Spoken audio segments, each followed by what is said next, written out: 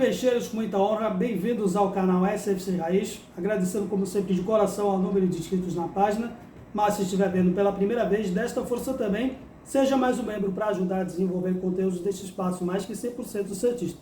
Eu registro como testemunha ocular do jogo entre Santos e Novo Horizontino pela 28ª rodada do Campeonato Brasileiro da Série B, no qual os comandados de Fábio Carilli tiveram uma chance de, além de fazer uma exibição finalmente convincente aos olhos da torcida que compareceu outra vez em bom número, mesmo com um horário e um dia de semana completamente incompatível, segunda-feira às 9 horas da noite, porém, também por tabela, fazer aí a retomada da liderança contra o Novo Horizontino, que demonstrou mais uma vez por que é o líder da competição. E o diferencial hoje foi, a olhos vistos na galera, é uma equipe muito mais entrosada do que a nossa, mesmo que da nossa parte tivemos aí um investimento de times de Série A, mas demonstrando a cada partida ser um catadão de luxo para os padrões de uma segunda divisão, que não tem padrão de jogo, pouco ou nenhum, especialmente em termos de entrosamento. O Eduardo Batista vai fechar o ano de 2024 com uma freguesia no enfrentamento direto com o Fábio Carilli. 2 vitórias e um empate em cima dele, na qual roubadas de bola pelo meio, fechando com 3 zagueiros, e uma intensidade que é o grande diferencial do nosso time do Santos, especialmente nos cruzamentos. A equipe do Santos é a que mais cruza no campeonato contra uma equipe que faz os lançamentos e é a equipe mais produtiva nesse quesito. Foi o diferencial, especialmente no primeiro gol deles, logo no início da partida. Uma equipe que é até mais velha do que a nossa e mesmo assim consegue impor velocidade nos contra-ataques e velocidade nos cruzamentos, coisa que o Santos não possui. A equipe teve a posse de bola, mas sem fazer muita coisa com ela, sempre aquele jogo vertical, porque uma equipe adversária povoando o seu meio do campo, resta uma equipe limitada com a nossa tentar procurar os espaços para os seus alas fazerem os cruzamentos. No segundo tempo, o nosso treinador conseguiu tirar completamente a contenção no meio e dar completamente o terreno para o Novo Horizontino dominar a partida, coisa que não ocorreu durante a maior parte do jogo. O Eduardo Batista teve que queimar uma substituição tirando um zagueiro, depois entrou no segundo tempo já com as mexidas, especialmente nas alas, para manter essa intensidade nos cruzamentos quando tinha a posse de bola. Eles tiveram mais chances contundentes do que a nossa. Não dá para aceitar uma equipe que tem um investimento de quase 10 milhões de reais, um investimento de time de Série A, até maior do que times que estão no G4 da divisão de elite do futebol, para ficar atrás apenas na segunda colocação numa Série B. Gabriel Brazão quase entregou a paçoca numa saída de bola, embora teve que intervir várias vezes por falhas da nossa zaga.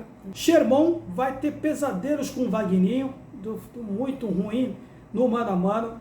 Teve uma oportunidade, uma única bola de cabeça que ele subiu para o ataque. Jair deu uma bola na fogueira para o Brazão, porém, em termos razoáveis, foi até um pouco menor do que as outras partidas. O Gil, até o próprio Gil se atrapalhou um pouco nesse quesito, mas continua sendo aí a fonte segura na nossa zaga. O Escobar falhou, inclusive, na contenção do primeiro gol. Ele podia ter feito a linha de impedimento, mas em vez de correr para frente, forçando o impedimento do atacante do Novo Horizontino, ele correu para trás dando condição. Burrice da parte dele. João Schmidt, outra partida na qual ele sempre desarma, mas é o símbolo do esquema do Carilli de tentar fazer um esquema de armação de jogadas com os volantes sempre atrás da linha adversária. Assim, vai para o próprio Diego Pituca, que é o que mais avança da área no primeiro tempo, mas totalmente nulo, e não só isso, como deu muitos erros de passes. Juliano, outra partida em da qual ele se posiciona como um atacante, mesmo sendo um cara que teoricamente seria um cara das assistências.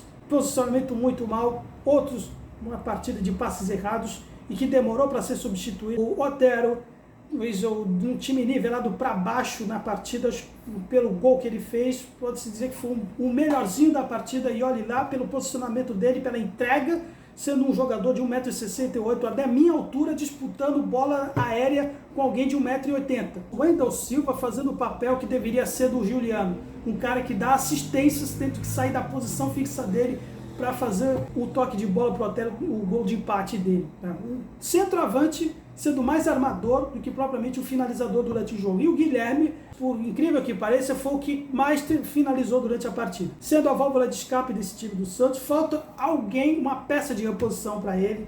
A única falha que posso dizer com relação ao Guilherme foi durante um lance em que, ao invés de finalizar, ele deveria ter tocado para o Otero, que livre de marcação no primeiro tempo, já no 1-1. Nas substituições, aí foi uma outra bizarrice do Carille ter colocado o Júlio Furque no lugar do Juliano no meio da etapa complementar, com uma equipe já cansada.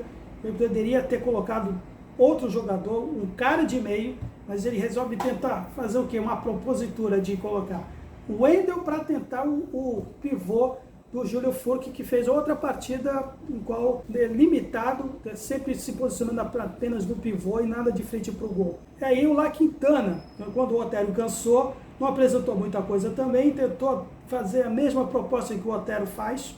O Serginho foi o único cara, além do Guilherme, que produziu alguma finalização durante todos os 45 minutos da etapa complementar. O Sandri entrou mais porque o Diego Pituca cansou. A minha crítica com relação ao Carille é o fato de não aproveitar a base. E aí sim eu já vou falar aí na pessoa do Miguelito, que causou mais uma outra gafe, entre outras, que ele já produziu durante a temporada, que ele foi surpreendido pelo fato do Miguelito jogar pelo lado direito, né, durante as eliminatórias na Copa do Mundo, na qual em 2 partidas o Miguelito produziu 1 gol em cada jogo, jogando pelo lado direito. Bastava só conversar com o Orlando Ribeiro, que também, diga-se de passagem, é tão contestado quanto ele também na categoria do Sub-20, mas que o Carille não sabia, que até esse tempo todo que ele jogava por aquele lado. E colocou ele pelo lado esquerdo aos 42 do segundo tempo. Não que eu saiba jogar o Miguelito sendo canhoto, mas que a especialidade, pelo menos a frequência de jogos que ele atua, é pelo outro lado.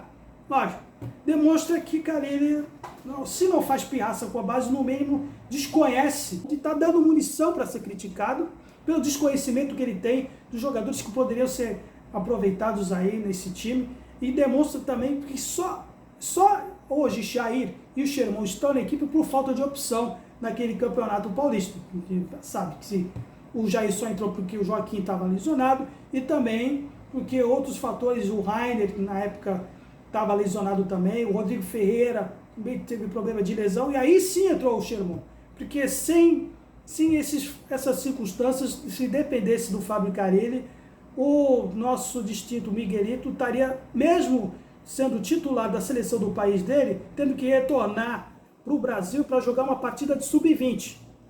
Aí fica difícil defender o Carille dessa maneira. Então, dito posto, vamos aí ter mais uma partida dentro da Vila Belmiro, diante do Operário, tendo um sábado, e na qual a torcida, ao contrário da equipe do Santos, não vai empurrar com a barriga, não vai continuar incentivando o time, mas espera-se que dentro de campo não se tenha a mesma imagem simbólica do que ocorreu, né, durante o jogo, na qual o carro de maca do Santos falhou e teve que ser empurrado a reboque para sair do campo, com o jogador do Novo Horizontino teve que sair a pé. Então, mais um momento aí de descontração, porque realmente está difícil de acompanhar esse time. Mesmo aos trancos de barranco, nós podemos até voltar, mas que já com uma pulga, realmente pensar para 2025, muita coisa precisa ser realmente refletida. Então, espero que vocês tenham gostado aí. Deixe sugestões, suas opiniões na seção de comentários. Até a próxima. Santos sempre Santos. Valeu.